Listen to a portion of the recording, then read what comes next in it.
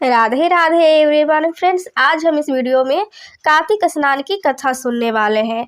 Friends, Kartik स्नान पूजा विधि मैंने आपके साथ शेयर की है। अगर आपने नहीं देखी है तो आप लोग जाकर चेकआउट कर सकते हैं। तो इस वीडियो में सिर्फ हम कहानी सुनेंगे।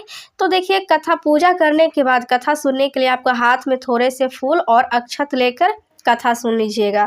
अगर आप कार्तिक स्नान की पूजा करते हैं, कार्तिक स्नान करते हैं, तो आप हाथ में इस तरीके से लेकर कथा जरूर सुनिएगा। और अगर आप कार्तिक स्नान नहीं करते हैं तो आप ऐसे भी कथा सुन सकते हैं।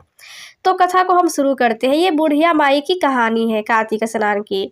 तो कार्तिक स्नान, एक बुढ़िया माई थी जो चतुर्मास में पुष्कर स्नान किया करती थी। उसके एक बेटा और बहू थे। सास ने बहू को फलाहार उपवास में खाने योग्य बनाने को कहा तो बहू ने खाली टिफिन ही रख दिया। बेटा माँ को पहुँचाने के लिए पुष्कर गया। रास्ते में माँ से बोला, माँ फलाहार कर लो। जहाँ पानी मिला वहीं फलाहार करने बैठ गई। तो भगवान की कृपा से खाली टिफिन फलों से भर गया। माँ ने फलाहार कर लिया। पुष्कर माँ के रहने के लिए झोपड़ी बनाकर बेटा वापस घर आ गया। रात्रि में श्रावण मास आया और बोला, बुढ़िया माई दरवाजा खोल। तब बुढ़िया माई ने पूछा, आप कौन है?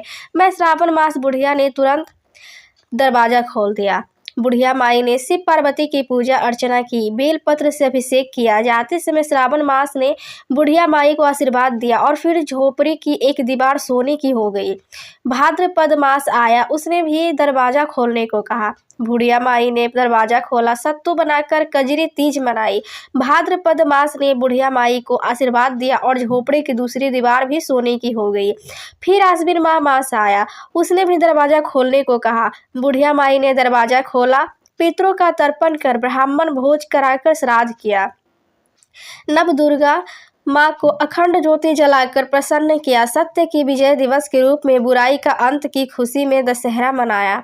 आश्विन मास जाते समय प्रसन्न होकर तीसरी दीवार भी बहुमूल्य रत्नों से जड़ित कर दी और बुढ़िया माई को सदैव प्रसन्न रहने का आशीर्वाद दिया। इन सब के बाद कार्तिक मास आया, उसने भी दरवाजा खोलने को कहा। बुढ़िया माई ने दरवाजा खोला, अति प्रसन्न मन से कार्तिक स्नान किया। दीप दान कर दिवाली, गोवर्धन पूजन, भैया दूज, गोपाष्टमी, आंवला नवमी मनाई।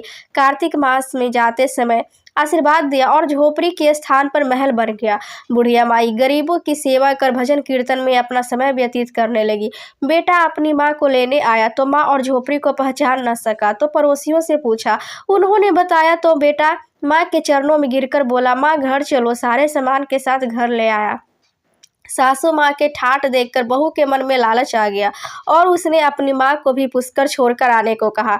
तो उसका पति अपनी सास को भी पुष्कर छोड़ आया, परंतु बहू की माँ की धर्म कर्म में बिल्कुल रुचि नहीं थी। वह 4 समय भोजन करती और दिन भर सोती। 4 मास आए और चले गए। जाते समय झोपड़ी गिर गई और बहू की माँ गदही की योनि में चली गई, क्योंकि औरत लक्ष्मी का रूप है और लक्ष्मी की तरह चंचल होना चाहिए। भगवान की पूजा और अतिथि का सम्मान और दान पुण्य करना चाहिए। बहू ने कहा, अब माँ को ले आओ। जब जवाई सास को लेने गया तो कहीं न मिली। लोगों से पूछने पर लोगों ने बताया कि तेरी सास धर्म कर्म कुछ न करती थी, खाती थी और सोती थी, जिससे वह गधी योनि में चली गई। जवाई गधी योनि सास को बांध कर घर ले आया। उसकी पत्नी ने पूछा, मेरी माँ कहाँ है? तब पति ने कहा, तेरे लालच की वजह से तेरी माँ गधी योनि में आ गई। बड़े बड़े विद्वानों, ब्राह्मण, ऋषि मुनियों ने पूछ पर उन्होंने बताया कि तेरी सास के स्नान किए पानी से स्नान करने पर उसे मनुष्य योनि मिलेगी। तब बहू ने ऐसा ही किया और उसकी माँ पुनः मनुष्य योनि में आ गई। हे राधा दामोदर, भगवान जैसा बुढ़िया माई को दिया वैसे सबको देना। तो फ्रेंड्स, ये कथा यहीं पर ख़त्म होती है। आपको कथा कैसी लगी कमेंट में हमें ज़रूर बताइएगा। और बहुत सारी कार्तिक स्नान की कहानी होती है, तो मैं आपको थोड़े थोड़े करके अलग अलग वीडियो में आपको बताती रहूँगी।